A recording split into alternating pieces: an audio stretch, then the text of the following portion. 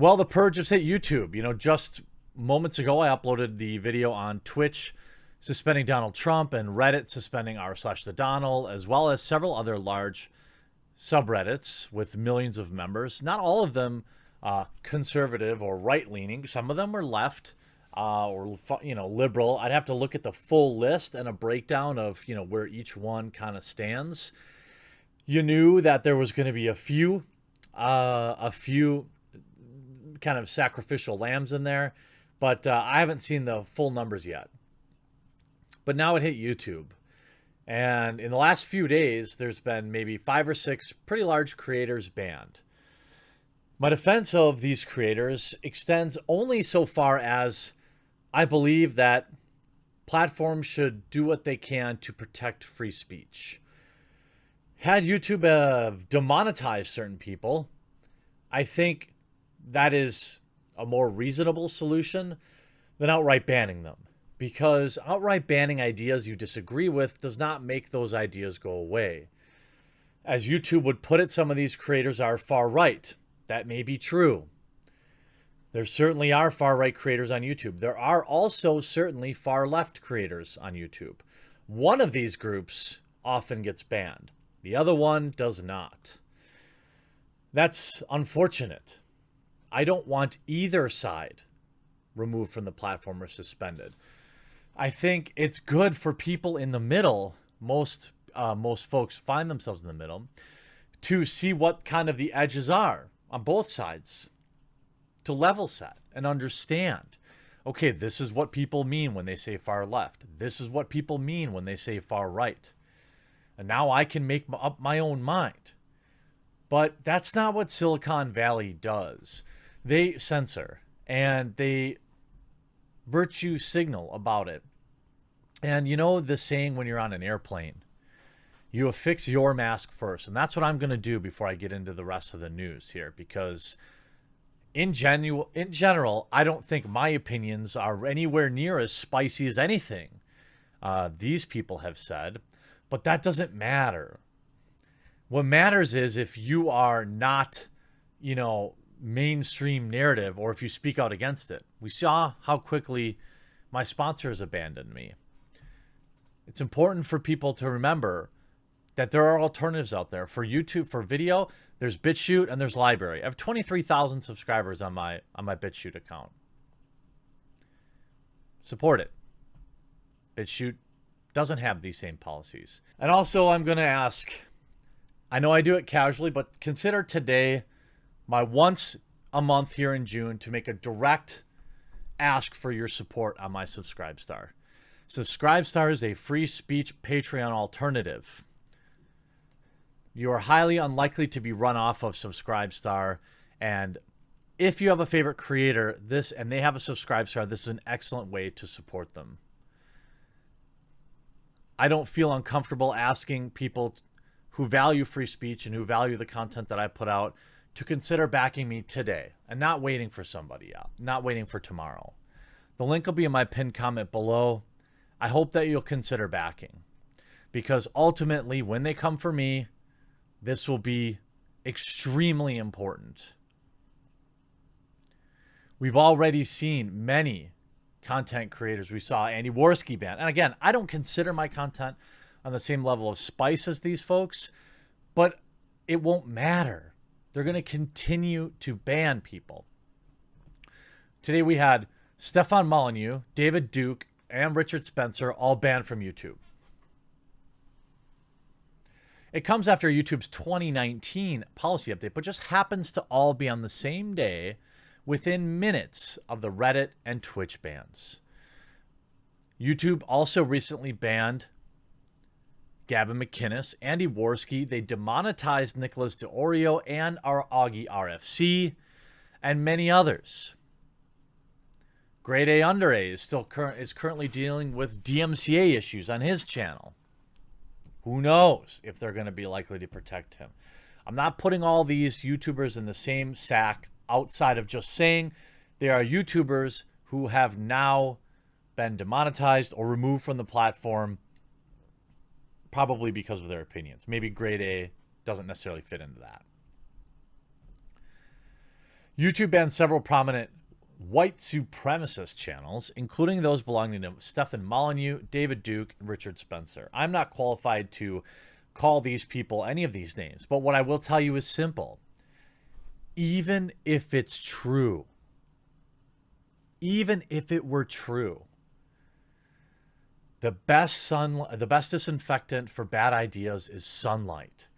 It isn't to ban them and allow those ideas to fortify and gain strength unchallenged.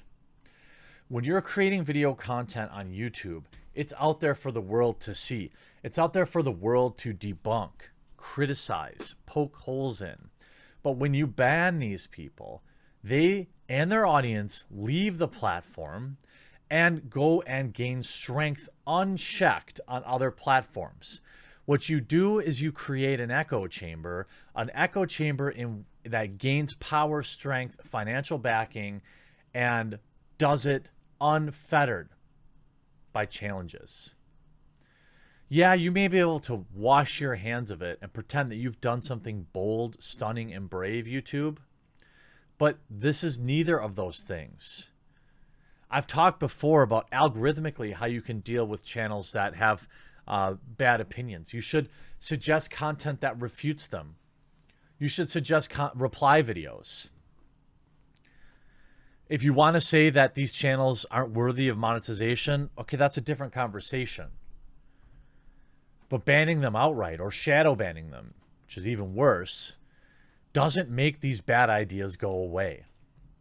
Other channels banned included American Renaissance, which is the associated channel of Amren Podcasts, the channel for Spencer's National Policy Institute. The channels repeatedly violated YouTube's policies, and YouTube spokesperson said, by alleging that members of protected groups were inferior, these come alongside with other violations that led to us taking action. Quote, we have a strict policy prohibiting hate speech on YouTube and terminate any channel that repeatedly or egregiously violates these policies, a YouTube spokesperson said to The Verge. Quote, after updating our guidelines to better address this type of content, we saw a 5x spike in video removals and have terminated over 25,000 channels for violating hate speech. 25,000 channels for violating a policy of words you don't like. Understand that that's what it is. Hate speech is a nebulous term. It is baked into a lot of these Silicon Valley terms of service. And nobody really even knows what it means. It means words we don't like. Now, you all know I'm very careful about the words that I say on this channel. And some people have called me out for it, rightfully so. I've chosen to stay and fight within the rules set forth as far as I can understand them. It's changing all the time, and their enforcement seems to be at the whim of whoever is at YouTube. But I do the best I can to stick around and stay here and live within the terms to push back. But I also use other platforms, BitChute, Library, Minds, DLive. I just signed up for Trovo. Look at that, I have 5 followers there. How are these people finding out about my channel? What the heck? Look, what's happening here? Okay, so there's a bunch of people following randomly. Interesting. One day, I'm gonna say something that maybe in 2020 wasn't spicy, but in 2022 it's spicy, and then they're gonna come for me too. I don't support any of these particular content creators' ideas. I can only be so clear about that. I don't watch their videos. I'm not super familiar with their specific ideas, but my point is it doesn't matter. Show me a communist who is banned from YouTube for speech words we don't like, and I'll support them too. I understand that corporations like YouTube really are never going to embrace free speech, but it is an ideal, right? It's an ideal that I want to see supported by these platforms. And every time you ban groups of people that all have a similar political ideology, you fuel the flames of division. And what you do unintentionally is provide a ton of legitimacy to their arguments. You take some guys that say, oh, a certain group of people control everything, and then they all get banned from the same platform. What do you think their viewers are going to say? Do you think they're going to say, oh, you must have been in the wrong, Richard Spencer. YouTube banned you. Or do you think that they're going to fortify and galvanize around that and say, oh, great, we're going to go to this new website, and there we will remain unchecked, our opinions unchallenged. But YouTube got to tweet about it, and The Verge got to write about it. Thousands of subreddits deleted today. Twitch banning people. This is just the beginning. You wait. Between now and November, yeah, today it's Richard Spencer, which is, you know, he has his supporters, but most people would say his opinions, I could say, and I'm being very charitable, are suboptimal, are very out there, I'll say. But then they're going to start coming for, you know, people who aren't so controversial. We've seen it time and time again. We're going to see it continue. We still don't know why Dr. Disrespect was banned. Was it because he mentioned a conspiracy theorist? I don't know. Seems unlikely, but you never know anymore. If you made it to the end, I'm just going to give it a push and ask that you check out my subscribe stuff. If you made it to the end, I'm going to just give it one last push. The link will be in the pinned comment.